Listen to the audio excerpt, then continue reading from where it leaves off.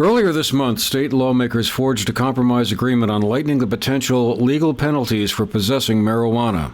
The state legislature made history of sorts. The 8 other states and the District of Columbia, where marijuana legalization in varying degrees is already on the books, all were done through ballot referendums, not legislative action, as was the case in Montpelier. The bill, which bridged gaps in 2 different approaches taken by the state Senate and the House of Representatives, is not yet law and won't be until Governor Phil Scott signs it. As of earlier this week, he hasn't. Up to now, Scott's stance on marijuana legalization has been that while he wasn't unalterably opposed to the idea, the state had bigger priorities to focus on, and this was one issue that could wait. The issue around operating a motor vehicle while potentially under the influence of marijuana to an unsafe degree, before law enforcement had developed an effective field test similar to what's in use in cases involving alcohol, was one major sticking point. One option could be for him to let it become law without a signature. Or he could choose to veto it, but that would throw an added complexity into an already complicated scenario at the State House, which has gone into overtime as it tries to reach consensus around how best to wring savings from the state teachers' contract on health insurance costs.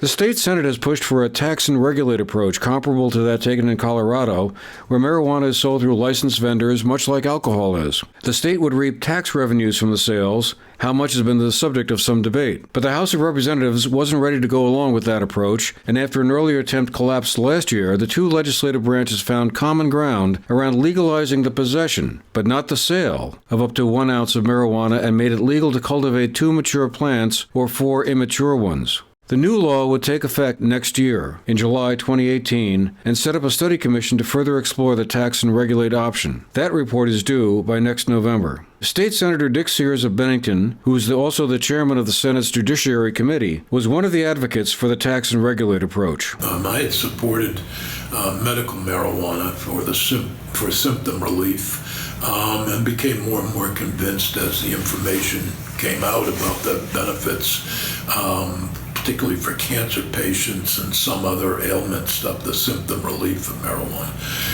And then when the RAND report came out suggesting that 80,000 Vermonters use marijuana on a regular basis, and then having discussions with constituents and others, I became convinced that Vermont, that it was here already, and that it would be better if Vermont regulated it much the same as we do with alcohol. And that through that method, we would at least diminish the black market and to some extent the gray market, which are the gray market I define as folks who grow a significant amount of pot in their somewhere on their property and then harvest it and sell it, and obviously aren't paying taxes on that. So why would a tax and regulate system, which is kind of what the Senate had proposed, be better? I mean, I think it would be better because it number one, you would know what product you're buying unless you end up going to Massachusetts and paying their tax, or go to Maine and pay their tax. But you would know what you're buying. We could control one of the biggest problems that Colorado's had and Washington and other states that we've talked with has been with edibles. You could control the edible. Many of the horror stories about Colorado have actually come from either children or animals, believe it or not, ingesting edibles that they purchase at the store. And so we could control that. It'd be nothing to prevent somebody from baking their own brownies into edibles, but at least in terms of the sale, because they're pretty highly potent. And so that's been one of in our version of the bill, we didn't allow edibles to be sold, that you bought the product and do what you will with it, and you controlled the amount. You could only buy an ounce or less at a time from a store.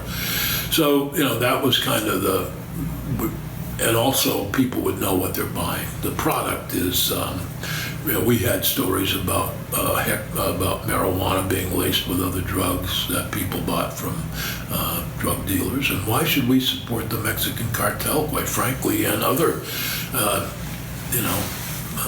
underworld groups?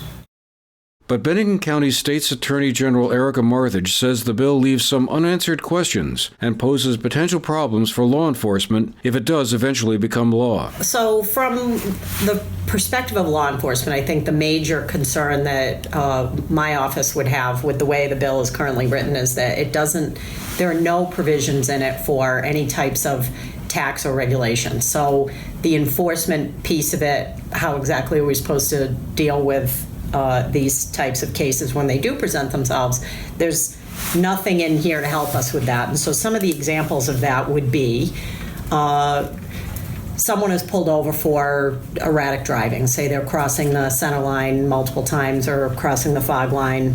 The police pull them over. They start speaking with the person. They smell marijuana in the car. There is nothing that differentiates or makes it possible for us to say at that point, we are going to process you for driving under the influence of marijuana. Now, the folks that make the argument that this is not something that people are not stopped for driving under the influence of marijuana, here's what they are stopped for. Having a couple of drinks, so now they are, say, a .06, which is below the legal limit for a DUI, and also smoking marijuana. So now they clearly are impaired. Their ability to safely operate a motor vehicle is impaired, but we don't have the ability to charge them with a driving under the influence for the alcohol because the level's not high enough. The kind of funny joke that those in law enforcement talk about is the smell between a misdemeanor amount of marijuana and felony amount of marijuana is not distinguishable. So if you pull a vehicle over and it reeks on the inside of marijuana, there's nothing that the officer can say, well, this led me to believe that the smell of the car led me to believe that there was a criminal amount of marijuana in the car, as opposed to the amounts that they're talking about in this legislation. The other issues that I see with the bill is that there really is no legal mechanism for someone to obtain any of the amounts they're talking about. So if we're talking about less than an ounce of marijuana, where exactly would someone obtain that? In my work, what I've seen is there are the people that law enforcement are concerned with using marijuana. Not typically the people that this legislation is concerned with. This legislation is trying to make it more acceptable, more normalized, not criminal for someone who is an otherwise law-abiding citizen to smoke marijuana in their home. That's fine. But the offshoot of this is that we don't have anything in the bill that deals with the fact that a lot of the cases that my office encounters marijuana use are people that are also co-occurring drug users. It's someone who maybe is also an alcoholic, maybe also a heroin addict. Many traffic stops, the initial stop has to do with the vehicle not being registered, the vehicle not obeying some minor traffic stop, sign or something like that. The police, when they stop the vehicle, they smell the odor of marijuana. There have to be some indicators for law enforcement to further investigate from some type of traffic stop. So there are frequent cases, many cases that come in a year where the initial indicator is an odor of marijuana in the car, and then we find hundreds of bags of heroin.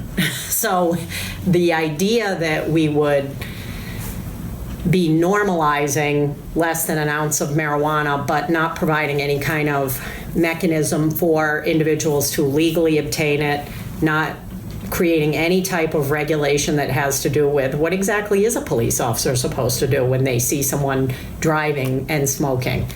Manchester's police chief, Michael Hall, also has concerns about the bill. Well, unfortunately, I think this is another case of the legislature deciding to pass a law. And it's going to make some people feel good, but it's also going to create a lot of problems. Whether you legalize it, decriminalize it, call it whatever you want.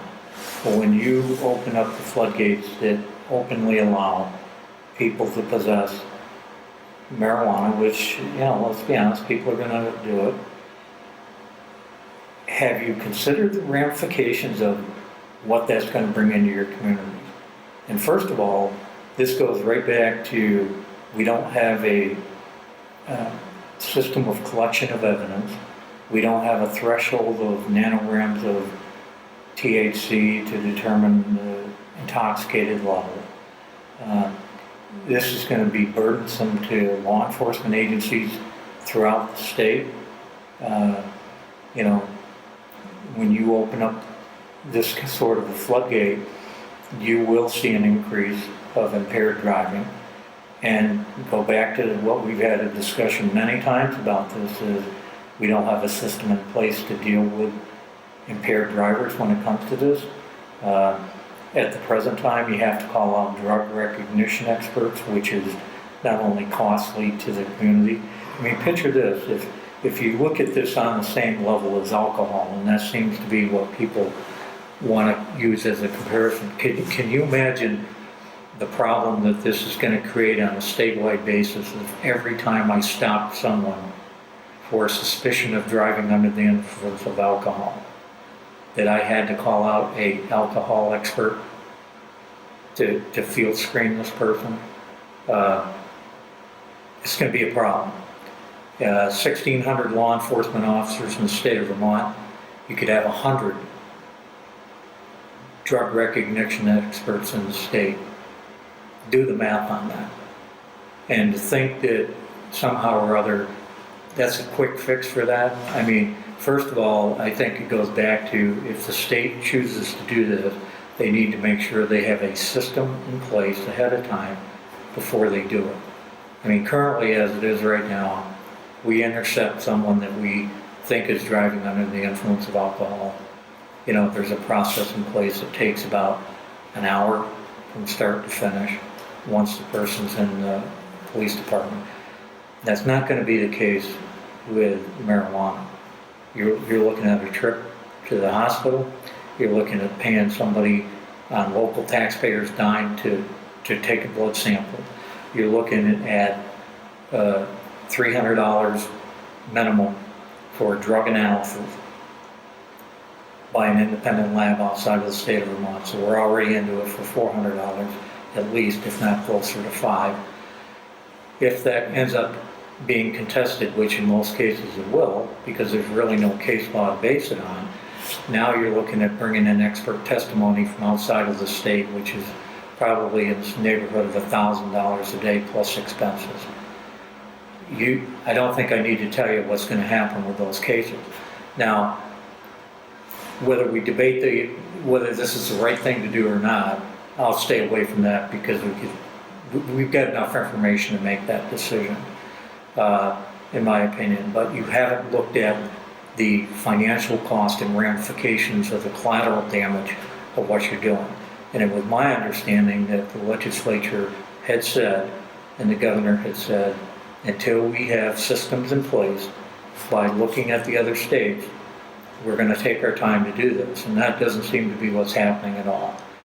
But Senator Sears remains convinced the recently passed legislation is the right way to go for now. Do you have any concerns, though? I mean, several law enforcement folks have spoken up in the course of this debate, expressing concerns about either, impaired driving or it would make the product more available to kids, or younger, underage kids would be more likely to consume it. That's, to me, the advantage of the regulated system. We could add to the number of drug recognition experts we have in the state to better control drug driving, which is a problem now with a non-legal system. It's not that people aren't driving while drugged or drunk.